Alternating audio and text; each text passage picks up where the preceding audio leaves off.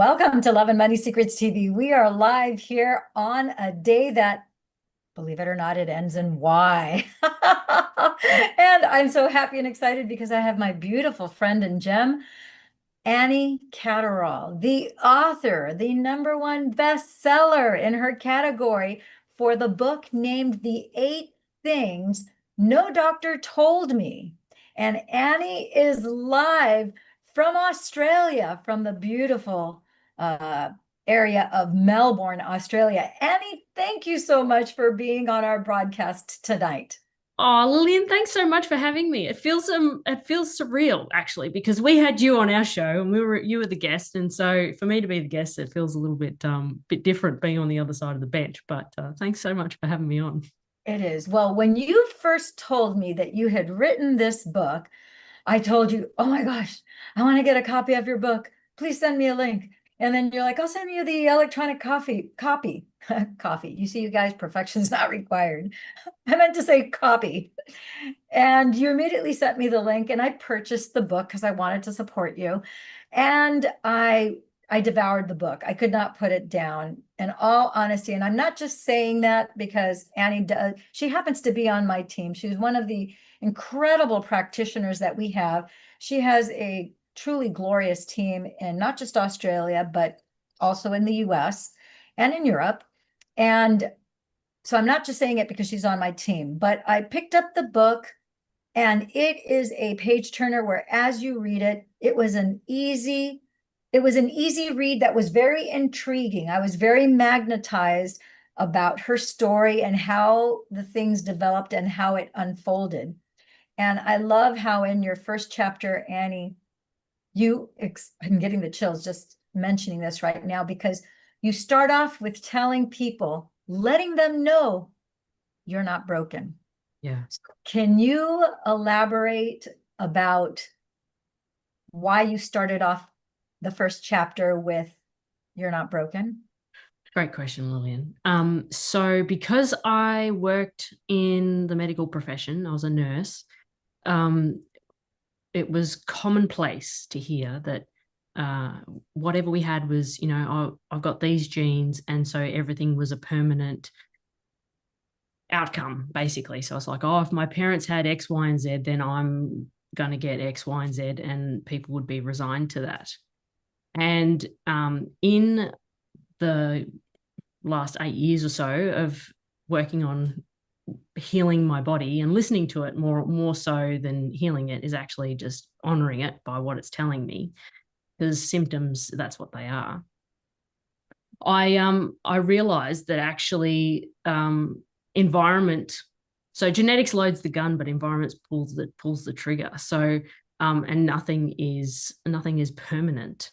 So I wanted to start off with a message of hope, because I know that people who have the conditions that I had are in a dire, they're very sad and things look very bleak for them, and so they don't have much hope.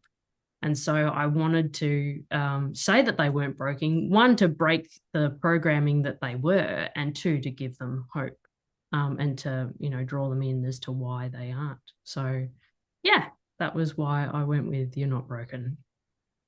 So, oh my gosh. So, as soon as you said environment loads the gun, and what pulls the trigger? No, so genetics loads the gun, environment pulls the trigger. Yeah. Genetics loads the gun. Hey, you guys, anybody who is watching here live, or if you're watching the replay, you need to write this down. Genetics loads the gun, and environment Pulls the pulls trigger. the trigger. Yeah. So anybody in my seat right now would be crazy not to ask you, why do you say that? And please, would you clarify why you say that? Great question. All right. So I'm living proof that you can't heal in the environment that made you sick. True. So with that, and I talk about it in my book, the things that that doctors aren't even aware of. It's not even on their radar. And one being our relationship with our devices. and our relationship to light. There's this whole emphasis on diet. We don't eat 24/7, but we are exposed to a degree of light and technology 24/7. So I would argue that all clinical studies, all research that's been conducted needs to be done again, but in natural environment, not Yeah. under fluorescent lighting or anything like that, because we are highly sensitive. Despite what doctors would tell us, we really are just plants with complex emotions, because so much of our body's processes are signaled by sunlight. Yeah. Yeah, We actually, and interfered with by artificial light. oh yeah. Yeah, So definitely so do experience photosynthesis, even though we're not taught that in school, and yeah, doctors don't use that language amongst themselves and with each other. But yeah, and I love the fact that in the book you talked about you becoming your own health detective. yeah, And it's funny because, you know, if you think about it, it's like, we know about Newton's third law. For every action, there's an equal and opposite reaction. So there's certain Newtonian laws and physics that we all have been taught. And we're even told that there's even space within rocks, even though with a naked eye, you can't see it, right? And that even rocks have a certain vibrational frequency to it. And yet, with the same breath, so many MDs, centralized medicine doctors, are quick to say, oh, if you have this, it's permanent. And wait a minute, if there's an action for every action has an equal and opposite reaction, by definition, that means that energy is in motion and that nothing is permanent. yeah, So somewhere along the line, there's a disconnect in that practitioner's mind because they've been fed something and they didn't question it, and they yeah. haven't done the deeper. And some of them do make the mental leap of questioning it. And we have several mentors that We we do. share together who actually have said, wait a minute, I didn't learn this. Not only did I not learn this in pre-med, but I did not learn this in medical school. And what good did it do me to be a summa cum laude, be at the top of my graduating class when there's all these holes in education that didn't come into fruition until, as in for you, as in for me, and in some of our mentors, it wasn't until much later that they started to connect, you started to connect, I started to connect the dots truly out of necessity. In Yeah. your case, because of the diagnosis that you had of POTS and dysautonomia. Yes. So what I've come to understand, and it's clear as day to me now, is that doctors are taught that things can be manipulated in the body biochemically. So that's where the pharmaceuticals come in. So we give you a chemical and we create this chain reaction, and it will block your symptoms. It doesn't change anything, but it blocks, a process that your body is clearly screaming for help for. But so when they say that, there's nothing that will change your genetics, it's clearly, I think, purely because they haven't found a chemical chain reaction to affect those genes and those signals, which are actually engaged by light. So they're not going to find any, are they? No, no, because they're not even looking for them really. No. And they're not looking also for root causes, which one of the things that I know you've become aware of, and I've become abundantly aware of, that many physicians, many doctors, many nurses, many people who enter the realm of health and wellness, oftentimes we're motivated because of something that we need to repair in ourselves or in a parent or a sibling or a child. So that's a great degree of motivation when you're like, you know what, I'm still not finding the answers in traditional centralized medical modalities. So then you start to seek alternative, organic, holistic, non-traditional methods. And then that's when you come across some of this information, which has made all the difference in the world for you. Yeah. So let's talk about, in chapter 2, you talk a lot about your hydration solution. Do you want to go into, during this interview, do you want to talk a little bit about your PUTS and your Yes. dysautonomia? Because I think it's a very, I'm surprised when I hear of MDs who are like PUTS. They're like, what's PUTS? And I'm like, seriously? And we're in 2025 and you haven't heard of PUTS? I'm like, okay, with all due respect, but okay. Would you Yeah. elaborate a little bit on that? Yeah, so I wasn't diagnosed for a long time. So it was 8 years without, well, just being told that it was in my head that, I was just anxious, that, I was conjuring up these symptoms, which wasn't pleasant. But I did Dr. Hop. So I did exhaust doctors to get a different perspective. And interestingly, it wasn't the doctors who had 30, 40 years of practice experience who understood. It was the ones who were fresh out the classroom, within the last decade. One lady in particular who I went and saw, who examined me differently and just took my heart rate sitting and standing. And there was a difference. There was a significant difference. And so she said, "Oh, I think you have POTS," and proceeded to refer me to an electrocardiologist. So POTS it stands for postural orthostatic tachycardia syndrome, which basically means that your heart rate and blood pressure alter when you change position. So and it's a syndrome. So they don't know what causes it, but they have a nice little cluster of symptoms, and that's the umbrella term they give it. But I was initially I was after she had that preliminary diagnosis, then I was diagnosed officially with neurocardiogenic syncope after a tilt table test. So that's where they strap you to a bench, they give you something to strain your heart, and then they tilt the table up and then back down. And my blood pressure bottomed out, and so they had a positive outcome. They would call it a positive diagnosis for that test. And that was what I was diagnosed with. But it's basically the same, one and the same. One is they're both descriptors of the symptoms that you're having, because postural orthostatic tachycardia syndrome. Postural means that based on the posture, sitting, standing, laying down.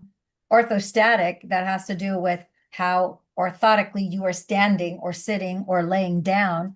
And then tachycardia is the speed. Tachycardia is a fast as opposed to bradycardia, which is a slow. So if Yep. you go from sitting and you stand, all of a sudden your heart gets stuck idling high because it's stressed, right? And it's Yeah. because of a postural change, which the second thing that you mentioned, what was the second one that you mentioned?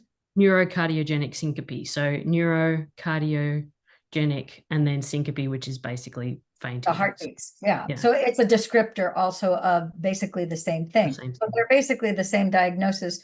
So I just Yeah. want people to start to understand also and see the correlation here that, you can have the same group of symptoms and you can have 3, 4, 5 different diagnoses, which are really all the same thing. So Yeah. that's why when we're dealing with people, we're not attached to any of the diagnoses. We're more paying closer attention to what you're describing to us in terms of what your symptoms are. And you Yeah. were really brilliant at explaining those, because a lot of people are relating with what you wrote, your experience has been, and how you've Yeah. come through on the other side. Yeah. So I have, and the reason why I wrote the book wasn't, I mean, I had about 12 months ago, I was like, oh yeah, I should write my book. But then as we turned into 2025, people just came to me and like, oh my gosh, Annie, I was speaking to this person and they've just been diagnosed with POTS, or I was telling them your story and they think that they might have POTS. And so it was like 50% of the conversations I was having. And I'm like, I really need to have my story in paper so that people can find it without having to find me, because I was Yes, just over. I could just see it, the too the much. the increase in people coming down with it, skyrocketing. And I'm like, I've only got so many hours in the day. I need to have something where people can find it and share it without having to have a one-on-one with me. So that was really why I wrote it. So that's a great reason, because now, it's unlimited the number of people who can get a hold of your book. There's only one of you. You only have 24 hours in the day. You can do group calls. You can be on a stage with 1,000, 10,000, 20,000 people, but a book can reach millions. And that Yeah. is very, very powerful, so that people can actually have a foundation and have some sort of guideline, and at least take a baby step in the direction of being able to improve their health. Yeah. So let's talk about the electrostatic aspect of it, because the heart is the most the most powerful electromagnetic organ that we have in the body. It's 10,000 times more. There's more electricity that goes through your heart than goes through your brain. Yep. And you also talked about how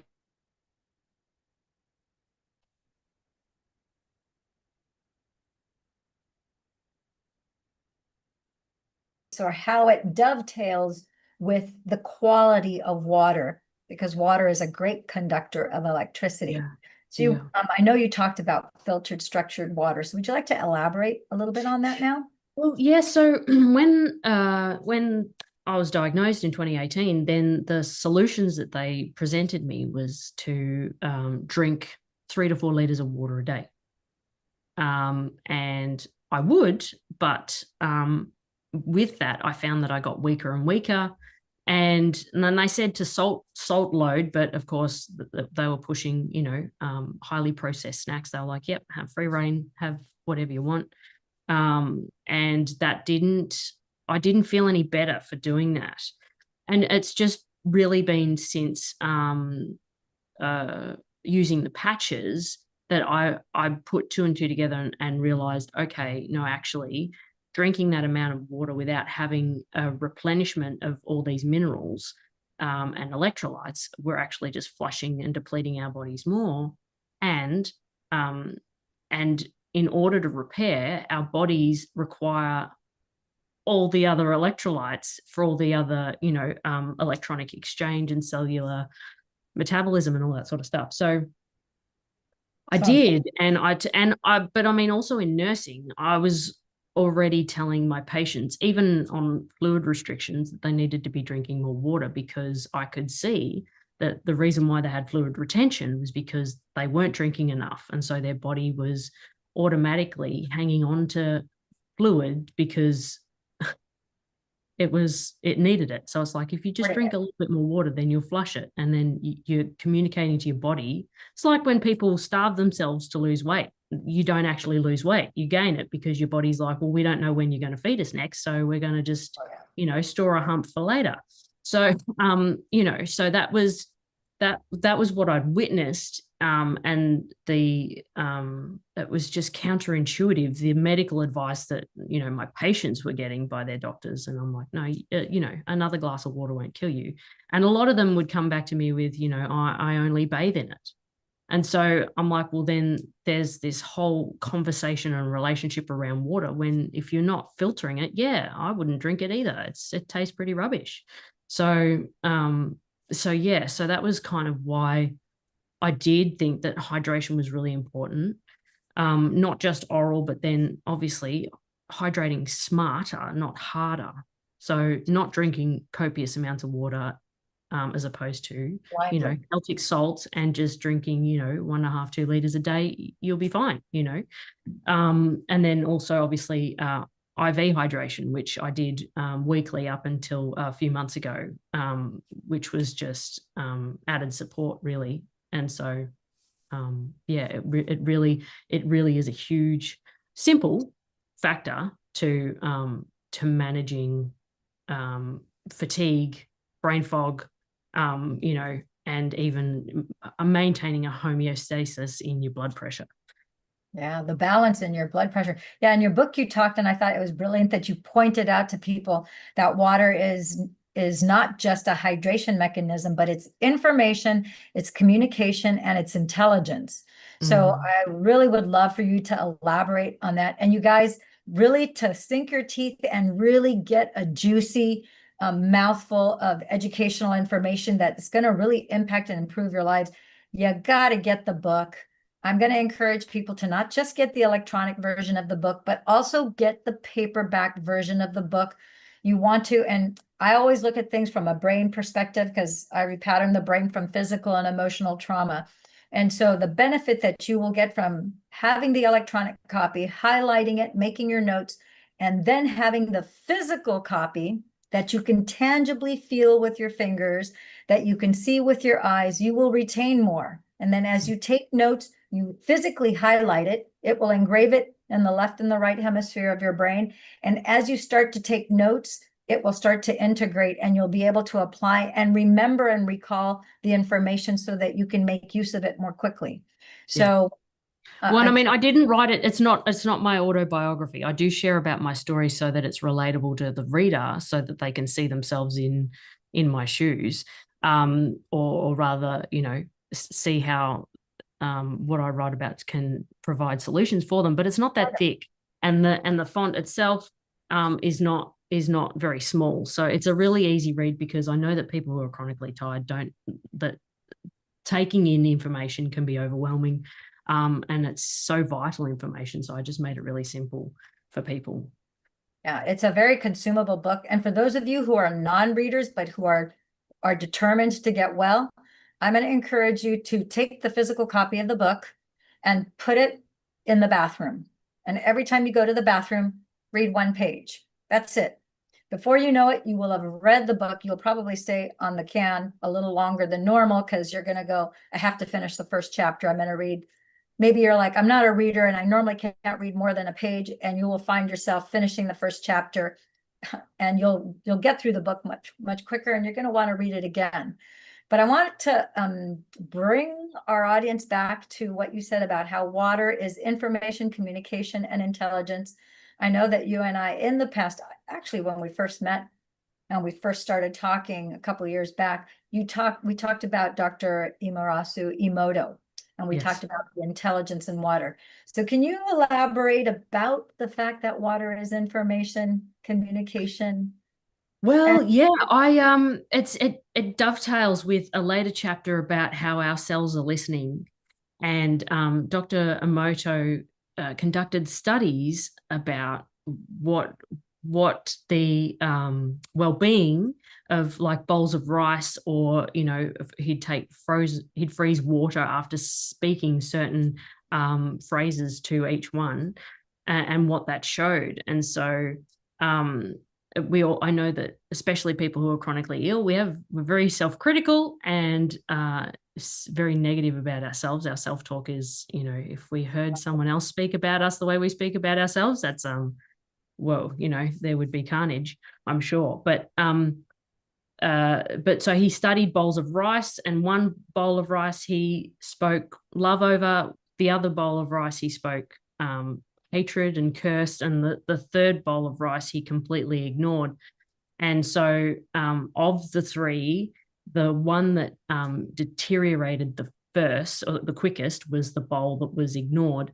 And so I apply that principle. It's like, so that's what, when we ignore our needs, then we're going to deteriorate really quickly, as opposed to if we acknowledge it. If we're giving something attention, be it positive or negative, it still responds, because it's getting attention. It's like an infant. They require attention, otherwise they die. This is what happens. We require attention. We're born for connection. And so I haven't read Manasaro's books yet, Dr. Masaro's books yet, but I listened to a lot of Veda Austin, who is in New Zealand, and she has been conducting her own studies of water, and how there was one particular petri dish she did, where she froze an image of a seed, or she put water over a seed and took that snapshot and put it in the freezer, and then came out and was expecting to see an outline of the seed, where actually she saw the flower in full bloom. And so water sees our highest potential. And when I heard that, I thought that was highly profound, and that we really need to be wise about what we speak over ourselves, as absolutely. well as providing our body with the right kind of materials to repair. And so if you drink filtered water as opposed to tap water, then it's already gone through a process of love and care, as opposed to just from the municipal council, where they add chemicals. So, Yeah. and Also, how that actually affects our cellular, our 3D printing in this meat suit here, how we appear in this reality. Yeah. absolutely. And also, you mentioned also about how the quality of the water, so many people microwave water for their coffee, for their tea, for whatever. And it's like, oh my gosh, that's dead water. It's so harmful for the body. Can you Yeah. elaborate a little bit about that? Because both Emoto as well as Veda Asen also talk about that. Well, I'll just say that when you look at the glass dish that's in a microwave, if you hold it up, it actually has that radioactive hazard that's on the plate. That's what those little glass things form the shape of in the divots to hold it in place. It's actually radioactive. And so what it does is it excites the water particulates in food, in water, whatever, and completely strips them while radiating them, strips them of nutrients while radiating them. So yeah, so I don't use a microwave except to heat wheat bags for when I'm a bit achy or crampy or whatever. I won't use a microwave for food ever, or water, never ever. And it's we're going into spring here, so my father is planting seedlings to grow in our garden, and he's been keeping them on the same bench that we keep our microwave in the garage. It does not live in the house. And anyway, so he's had the seedlings there by the microwave, and not many of them, it's not been used, but it's been plugged in, and not many of them have germinated, as opposed to if he'd put it in a greenhouse in the outside. Ah, And some of them have actually died. So when I used it, I would make sure to move the seedlings away, because I've seen the radiation effects of high frequencies have on plants and things like that. And then it's going to affect the fruit that it produces as well. So of course, of course. So also, I know that since we're talking about water and we do talk about using salt and the quality of salt, one of the things that you brought to our attention, which I did not know, and I was like, but it made sense. But you mentioned the fact, okay, first of all, you have to have good quality water, and you are going to want to use a certain type of salt, good quality salt, and iodized, refined salt. You talked about how it causes micro tears at a cellular level. And yeah. I was horrified. I'm like, how is it possible that I didn't know that? And I thought, oh my gosh, everybody needs to know that if you use ordinary garbage salt that's very commercially available pretty much in any country, that comes in a little blue, at least in the States, it comes in a little blue canister with a little girl and an umbrella. You know, that refined iodized salt, that's what the doctors tell you. If you have high blood pressure, don't take that. Can Yeah. you elaborate on that and about the micro tears? Yeah, I was shocked when I learnt that as well. It was my nurse mentor who I've reconnected with. So she taught me in nursing school. She was her name's Kerry Gleason. She taught me critical care, and she was from the get-go very vocal in questioning what doctors told us, because really at the end of the day, in practice as nurses, we were the ones who would wind up with our butts in court if a patient died, not the doctor. Anyway, Kerry has done lots of research in her own right, and so I'm like a sponge whenever I'm around her.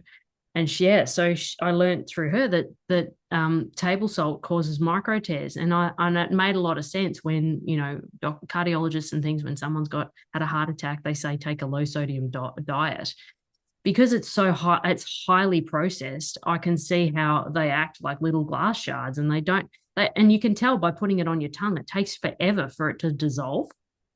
Yeah. And as soon as you put anything on your tongue, it shows up in your circulation system in less than 30 seconds, because our mouth and our tongue is highly vascularized. So that's why that's why iodized table salt is so dangerous. But also it's devoid of the other minerals. So, taking a low sodium diet is not the answer. It's just take the right type of salt, and you don't need as much, and you don't need to drink as much water either, because taking a pinch of Celtic salt on your tongue tricks your cells into pulling water into circulation, and so then you're not depleting your body of minerals when you when you chug a liter of water. Yeah, it's the electrolyte effect of the good quality Celtic salt and the electrolytes and the micronutrients that are inherently in there that are not in the refined iodized table salt. Yeah. that is devoid of all of that. So yeah, it's really quite fascinating. Let's shift gears, and you mentioned it at the beginning, and I don't know if people caught it, but you talked about how we as humans, how we're plants. And in the book, you talk about how we're plants with emotions. Mm.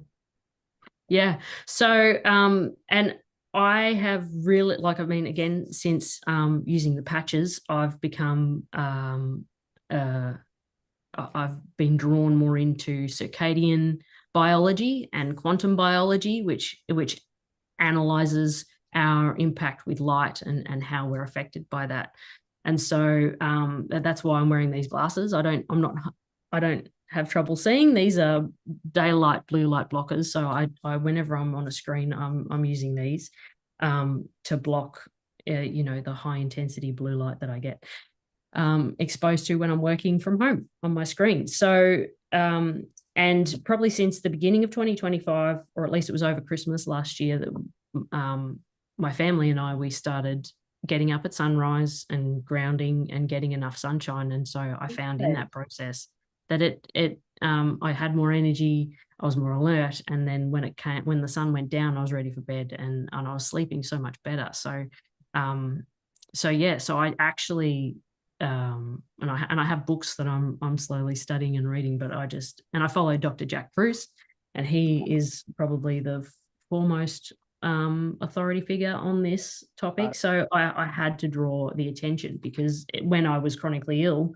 when I had no energy, I'd lie there in bed all hours, day or night, and scroll on my phone, and Not knowing that that was didn't harming. realize the impact. I'd be in a dark room and have my brightness all the way out and just scroll for hours, and didn't realize that that was impacting my health. Perpetuating. Yeah. Yeah. But also, you'll see I'm wearing this black snood around my neck. It's Mhm. actually aligned, which protects my thyroid, because the thyroid is the gland that absorbs radiation. And so when we sit there on our phone scrolling, where is it hitting? It's hitting directly at our thyroid. So it's these little things that I use to mitigate exposure and protect myself. I love that. So, and I love also that in your book, you have a series of bullet points where you talk about EMFs, you talk about the different symptoms that people get from blue light toxicity and from these different devices and so forth. You go on very thoroughly explaining to people and revealing to them some of the culprits that we don't have, the average person has no idea that their light environment has anything to do with why they're feeling so bad. Yeah. And for some people, they have a little dysregulation, but for some people, they have serious dysregulation in 2, 3, 4 different systems of the body, Yeah. which compounds and magnifies everything to a much greater degree. Yeah. Well, and that became really, it really hit home when I was working at my local pizza place a few years ago for some extra money. And there were a lot of kids who worked there, late teens, early 20s. And one of them in particular was always tired. And because I, I was a nurse, and I was always offering, support and suggestions for people's health, he would ask me a lot, and what should I do about this, and what should I do about that? And when I learnt that he would be up until 4 a.m. playing video games, I'm like, maybe you can't sleep because you're playing the video games. Maybe just, if you really are going to get some blue light blockers, so that you're not on a screen until 4 in the morning. Maybe do that. But he hasn't. But it became blatantly apparent that, the youth of today, just don't understand, and they overuse and abuse their technology. So, and wonder why they feel like rubbish. Well, and the thing is that we have parents who are unaware. They just have no idea the detrimental effects of these devices. And they're giving toddlers that are still in strollers, 3, 4 years old, and you see them either with an iPhone or an Android, or they have a tablet, an iPad, and they're playing for hours a day. And they're wondering why these kids have these emotional outbursts, why they're not sleeping through the night, all these all these behavioral changes that they're like, well, wait a minute. When I was growing up, they're like, I don't remember my brothers and sisters behaving like this. Why are my kids acting like this? And the culprit could be as simple as, you know, too much electronic device exposure. And it's not what they think. They don't realize that it's the blue light as well as the electromagnetic frequencies that are Yeah. coming Yeah. from desktops, laptops, iPads, notepads, cell phones, not to Yep. mention LED lights, fluorescent lights, and halogen lights. Yep. It Yep. is very, very pervasive. And then I don't see too many kids. Sometimes in certain areas, we do see more children running around with, the electronic watches. I don't want to throw any brand under the bus here, but Oh yeah, they're all just as bad. yeah, and and people don't realize it's like, yeah, you have I happen to have patches on my pericardium 6 acupuncture point, but guess what? When you wear any of those electronic watches, it's right over that pulse point. And your wrist, even if you're a big guy, it's still a relatively Well, thin. that area is actually, if you look at anatomical drawings of what they've studied of that area, there's actually a lot of, it's like fiber optic cable. There's a lot of cartilage, there's a lot of nerve ending, there's a lot that's happening in this area of your wrist here. Mhm. And I remember because I did have a smartwatch that I wore because I was still trying to get answers. I developed an arrhythmia as well over the course of my illness. And so I would wear a watch, but I would actually have a rash that come out, and then over time my wrist would start to ache and my hand would get really weak and I'd lose grip strength in that hand. And so once I'd kind of wrapped up, I'm like, I've got the information I need. I don't need it anymore. I sold it on, and I go back to wearing an analog watch now, which is far nicer. But yeah, because I literally came out with a rash on my skin right underneath where those lights protrude into your skin. And we know that anytime you have any kind of skin eruption, any kind of dermatitis, doesn't matter what the label your dermatologist or your GP is giving you, that is the body's effort to detox you from toxins that are in the body. Any Yeah. type of toxin. It doesn't matter if it's a synthetic or organic toxin, something you inhaled, ate, absorbed, doesn't matter what the source is. It's trying to get out because it can't stay inside your body. It's bad for your body. So it's trying Yeah. to get out. So let's roll back the hands of time a few years back when you had just received the patches and it was your birthday wake-up call, basically.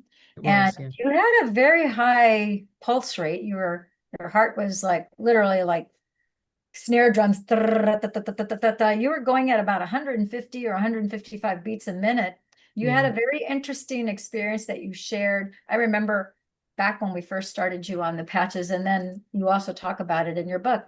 You want to Yeah. share with our listeners about that day? Because I think Yeah. that was a cornerstone. That's It the day that was. everything changed for you. It was. So Jody, my business partner and the one who you introduced the patches to first, she's instrumental into why I'm still here on the planet. Thank you, Jody. You both are.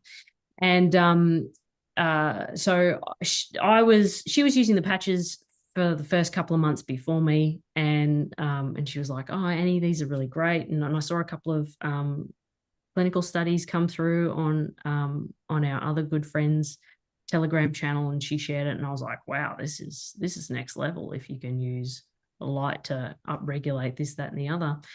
And but I wasn't in the headspace because I was in so much agony. I was begging I was in the process of getting my doctor to send me off to see someone about putting a pacemaker in, because I was 31 at the time, and I know that life expansion is happening and people are living longer, and I'm like, yeah, I'd love to be around, love to have kids, I'd love to have my own family, but if I've got to put up with this for the next 60 years, I'm going to need help, or I'm looking for an exit to stage left. And so that was where my head was at. I was getting on a pension, a disability pension from the government, and which is like Social Security, I think, for you guys. and yeah, and looking at getting a pacemaker inserted because I just had enough. And so Jody was like, Annie, you got to try these patches. They're saving so many lives. Just get on them. She goes, I'm doing it with or without you. And so because because my will to show up for others was then bigger to show than showing up for myself. I went, okay, fine. Here's the credit card to, order whatever you think I need. And so I started with the energy enhancers. So I'd woken up that morning, and she's like, happy birthday. What are you going to do? And I said, yeah, I'm going to spend it in bed, I think, because, yeah, this is how I feel right now. And it's not crash hot. So she said, have you put on your patches? And I said, no. And she gave me a talking to and sent me a video with Dr. Stacey on where to put them on my wrists. And so I didn't even realize that there was a tan one and a white one or whatever. So I just pulled out 2 white ones, whacked them on. And I'd been up for a couple of hours at that point because I'd had my regular morning chat with Jody and had already taken my heart medication that I was on. And that had been in my system for an hour and a half and hadn't even touched the sides. That made no impact whatsoever to my palpitations and my tachycardia. And anyway, so I put these on and I go out and make a cup of tea. I'm talking with my mum and it's about 10 minutes. And I'm like, oh, I don't feel like death warmed up anymore. What are these? And so it really did, because I was a skeptic.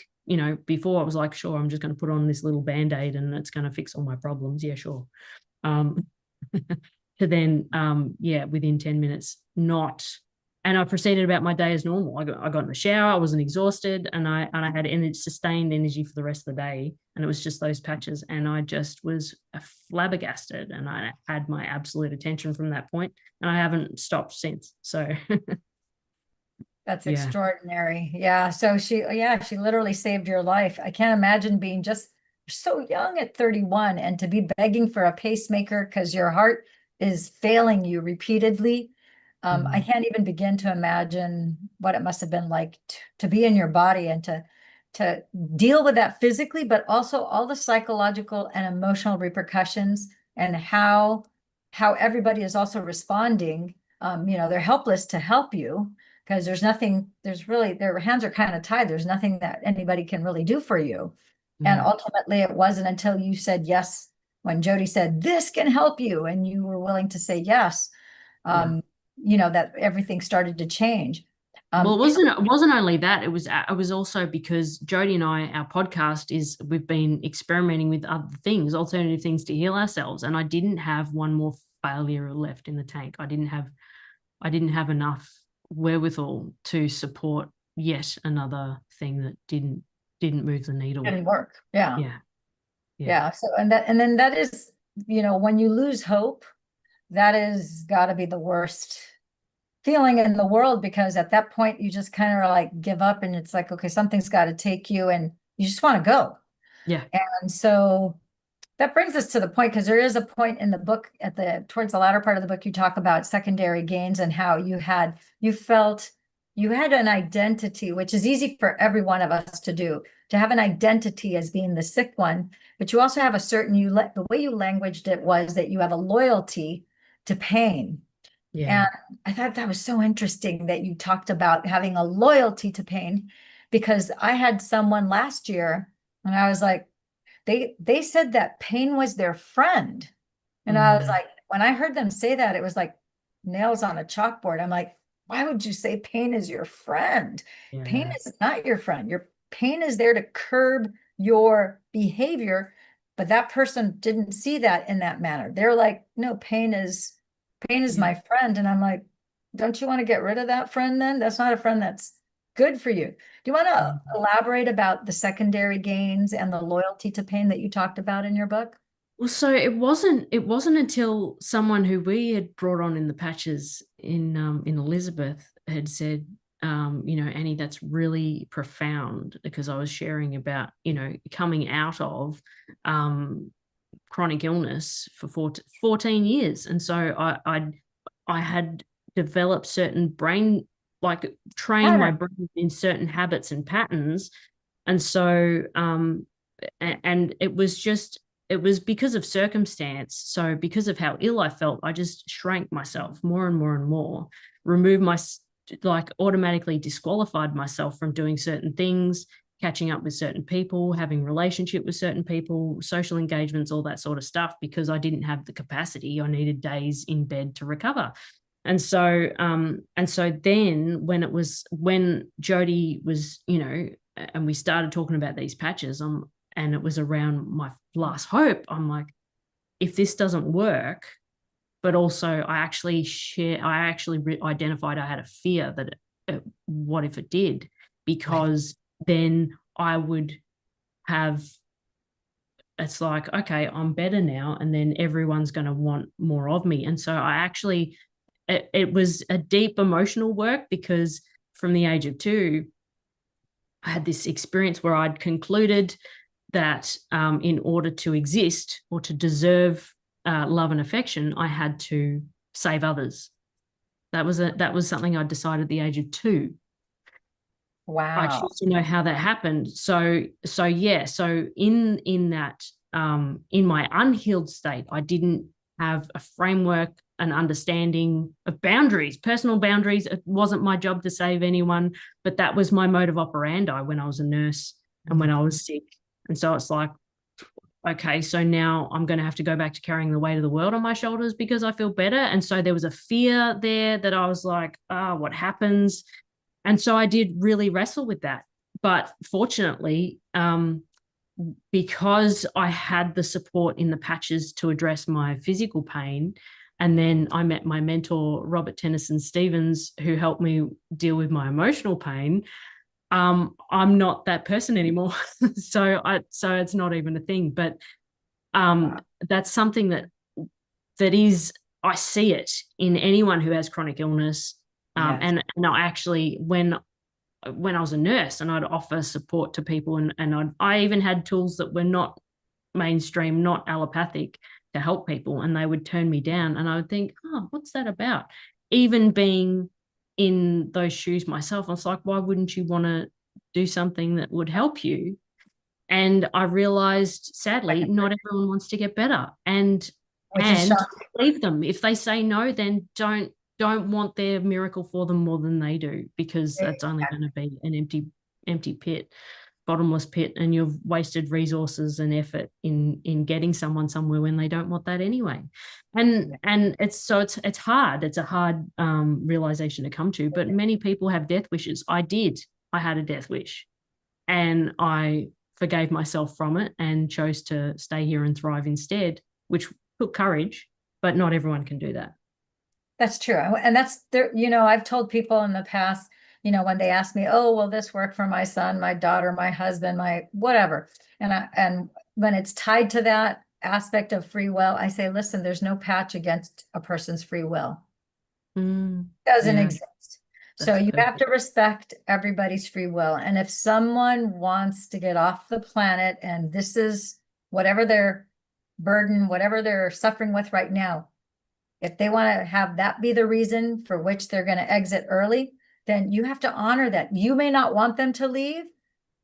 I may not want them to leave, but if that's what they want, then you can't stand in the way of their free will. No.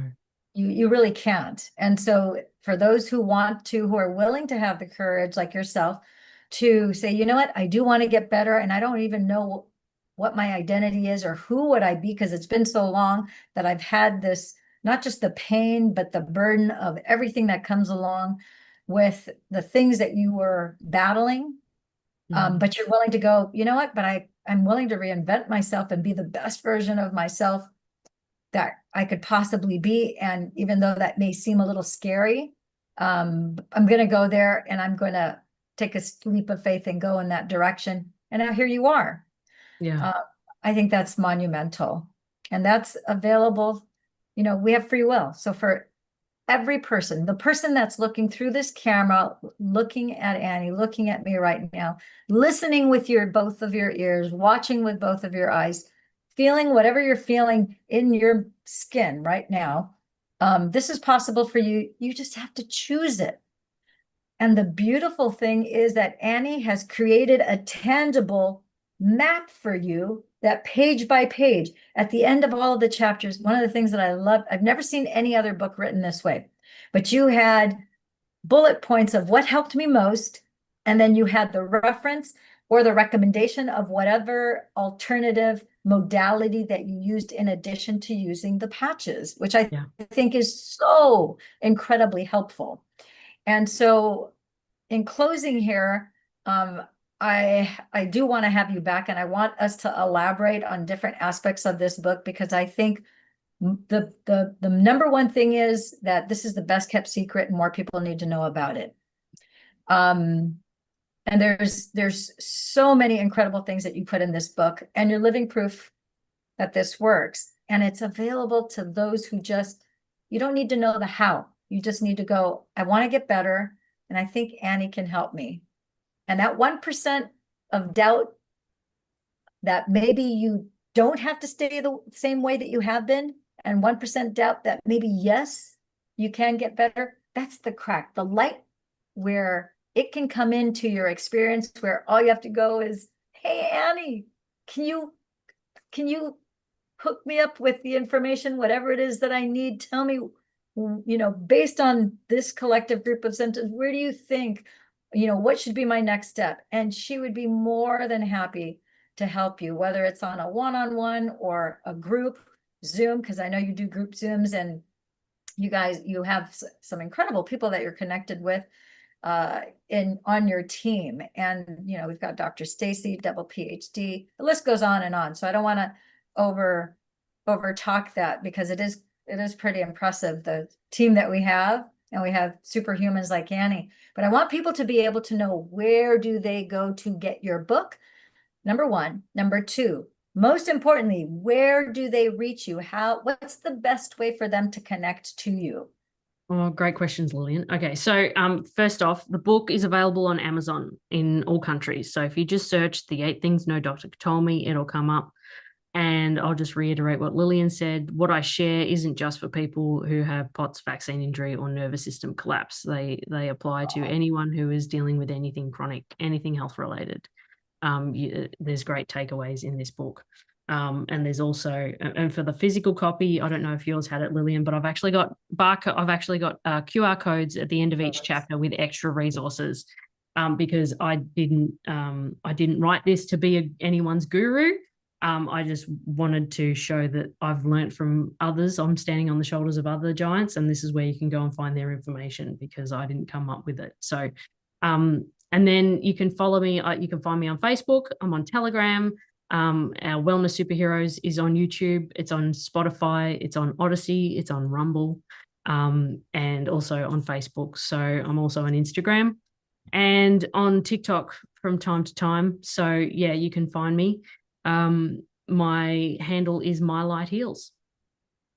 My Light Heals on TikTok. I want to show everybody here on camera. Let me see if I can hold this up here. So you're going to see her wearing a blue shirt. Her name that's is my scrubs Annie top. That's Catterall. my scrubs. Annie Catterall. So you can find her most definitely on Facebook. I want to encourage you to connect with her there. And if you reach out to me on this YouTube channel, she's going to be looking in not just the description, but in the comments below.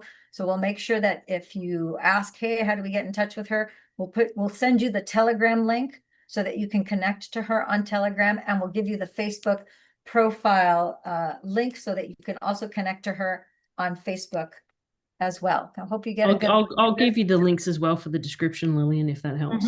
Yeah, we'll put the links in the description, and we'll put it in the first comments, and we'll pin it to the top. It's that important to me that you do connect with her, and know that if you feel, because I know, Annie, you felt this way, and I know I felt this way after I got hit by a bus.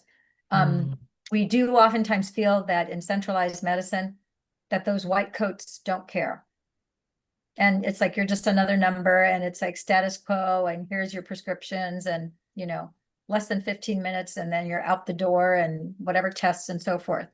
I want you guys to be aware and to realize and recognize we do care. We really, really, really care.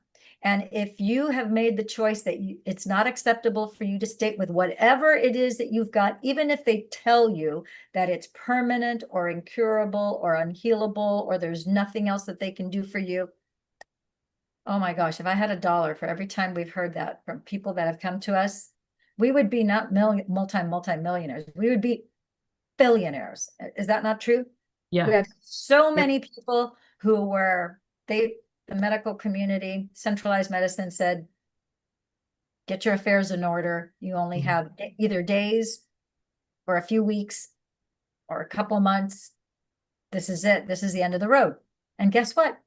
It's now been years, and these people are totally fine. Mm. And that could be you. You could be next. You just need to choose it.